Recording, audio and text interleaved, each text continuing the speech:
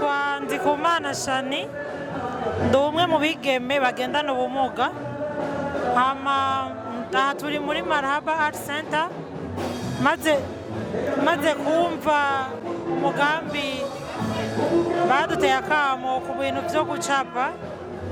Jewe ubwanje numva umengo ni ibintu bisanzwe, ofete nabona ko atari ivyo nzoshobora, ariko nararyamye ndiyumvira, ndafata ingingo, ndaza muri Marhaba. Turatangura umunsi wa mbere turiga. Uko twagana turamara iminsi niko namenyera. Nasanze ibintu byo gucapa bimara na stress. Iyo wicaye uri kuracapa uraryoherwa cyane, kuko uba uri muri ivyo bintu urimwo. Ndashimiye cyane ikigo Marhaba cyo cemeye yuko n'abagendana ubumuga baja mu mugambi wawo. Aha twebwe turacapa ibicapo nibimubona ngaha, twagira tubasigurire kimwe kimwe ku kindi. Hamuzo kwipfuza kuza kuduteza imbere, arashobora kuzodusanga mu Kinama kujya 4 muri Ngozi, nimero 59. Iki gicapo twagicapye twiyumviriye uyu munsi mukuru w'uno munsi w'abagendana ubumuga. Murakibona, abagendana ubumuga baragwara nk'abandi, barakenera kwivuza. Nico gutuma nacafye iki gicapo. Murabona yuko hariho centre de santé. Nanashatse no guhimiriza abantu mugira imigambi yo gukora ibintu by'amavuriro, ko mwoza muraraba mugakora amavuriro yorohereza abantu bose. Iki gicapo rero canje ca mbere nico bisigura. Hama igicapo ca kabiri murakibona, ni igicapo kiriko ivyamwa vyinshi.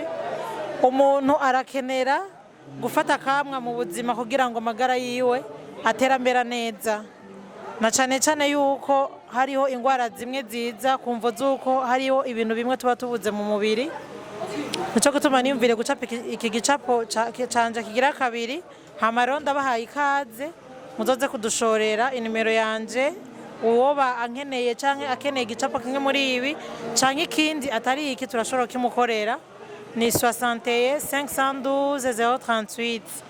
Hama hari ikindi gicapo kigira gatatu.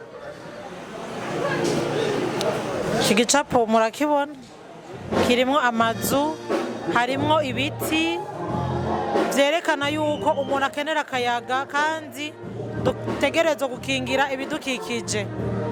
Hama iki gicapo canje gisigura iki kuri aya mazu. Aya mazu ni kigwati c'amahoro. Abanyagihugu bose turi mu Burundi turakeneye amahoro mu gihugu cacu. Kigwati c'amahoro rero ni kimwe mu vyo leta yacu yama yakoze cyane ku banyagihugu babo. Iki rero ni kigwati c'amahoro. Iki giti naco umuntu arashobora kukirukiramo mu gihe akazuba kaba katse akahateramira. Murabona ko ari akanatiyo keza cyane. Murahawe ikaze.